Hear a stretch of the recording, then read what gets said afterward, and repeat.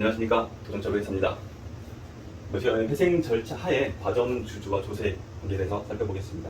가정입니다. 우리가 회생 계획 인가가 되면서 50% 초과 주주가 된 거예요. M&A의 경우에는 당연히 50% 초과가 될 거고, 그냥 일반 자체 회생의 경우에도 출자 전환된 금액이 많다면 50% 초과 주주가 될 수 있죠. 결국은 과점 주주가 되는 거죠. 과점 주주가 나올 경우에 조세 문제가 어떻게 발생할 수 있는지를 보는 거예요. 관련 법을 볼게요. 제2차 납세 의무, 국세기본법, 지방세기본법에 둘 다 있어요. 제2차 납세 의무자란 납세자가 납세 의무를 이행할 수 없는 경우에 납세자를 가름하여 납세 의무를 지는 자를 말한다. 국세기본법 제39조예요. 법인, 상장법인은 제외예요. 상장은 제외.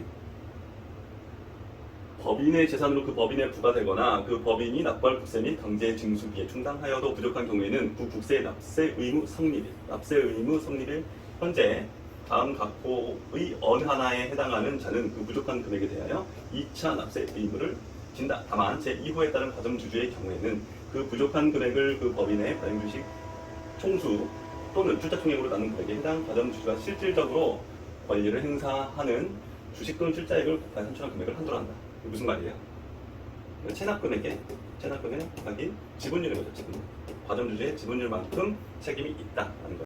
자, 1호 무한책임 사원이죠. 2호 주주 또는 다음 항목의 어느 하나에 해당하는 사원 1명과 그의 특수관계. 그러니까 그 주주와 특수관계인을 다 합쳐서 보겠다는 거예요. 합쳐서 주식 총수 또는 출자 총액의 100분의 50을 초과하면서 그 법인의 경영에 대하여 지배적인 영향력을 행사한 자들. 결국은 이거 비상장 회사인 경우에 그런 경우 많죠. 대표이사 한 명이 100%일 수도 있지만 40% 배우자, 나 이렇게 해서 합쳐서 또 100인 경우가 있잖아요. 이 40, 30 이렇게 쪼갰다고 해서 납세 의무가 없는 게 아니고 특수관계에는 하나로 보겠다는 거예요. 하나로 봐서 100%니까 과점주주다 이렇게 보시는 거예요. 지방세 기본법에도 똑같이 있어요. 출자자의 제2차 납세 의무, 법인, 상장법인 제외 똑같죠. 납세 의무 성립일, 과세 기준이 출자액, 실질적 출자액이 똑같나? 에서 산출한 금액을 한도로 한다. 똑같죠 다.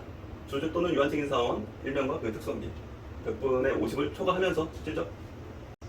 이번에 간주취득세예요. 간주취득세. 지방세법에 보면 제7조 5항이에요.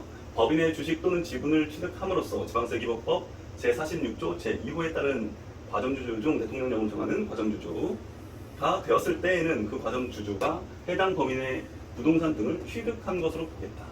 무슨 말이에요?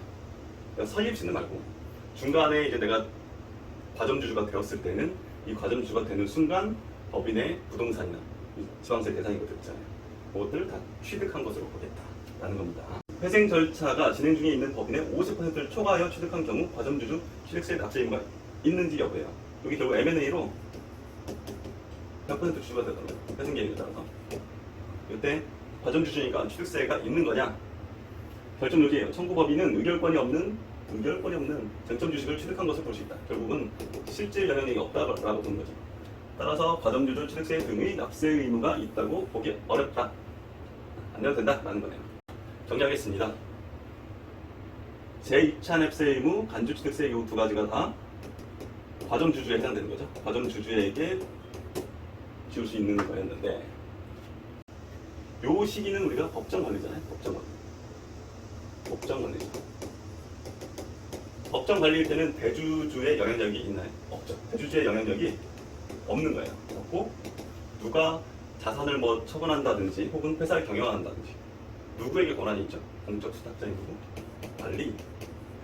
관리인에게 권한이 있으므로 요 기간 동안에는 실질적 영향력이 있는 과점주주라고 볼 수가 없는 거예요. 그래서 이 기간 중에 발생한 것은 2차 납세 의무도 없는 것이고 간주취득세도 없는 거예요. 다만 종결이 되고 나면 이제 정상적인 대주주가 되는 거니까 다 발생할 수 있는 거죠. 다 발생할 수 있는 거예요. 그러면 요 당시에 있던 간주취득세를 종결하고 나서 너 그때 안 냈지 하면서 내라 라고 했던 사례가 바로 앞에서 봤던 그 조세심판이었어요. 거기서 뭐라고 했죠? 간주취득세 안 내도 된다라고 했잖아요. 그래서 그렇게 땡겨오는 경우는 없는 것 같아요. 이 개시 결정 전에는 기존 주주가 있었을 거고 기존 주주 입장에서 보면 사실 관주취득세는 요거는 문제가 안 되겠죠. 걱정이 되는 건 요걸 거예요. 요때가 지금 회사가 어려울 때잖아요. 회사가 어려울 때. 그럼 납세 의무 성립일 기준으로 과점주주가 있다면 2차 납세 의무도 있는 거죠.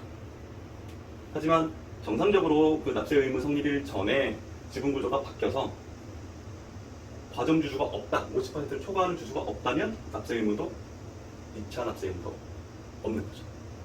그래서 요거는 주의해야 된다. 기준은 납세 의무 성립일 기준인 것이다. 네, 여기까지 살펴봤습니다. 감사합니다.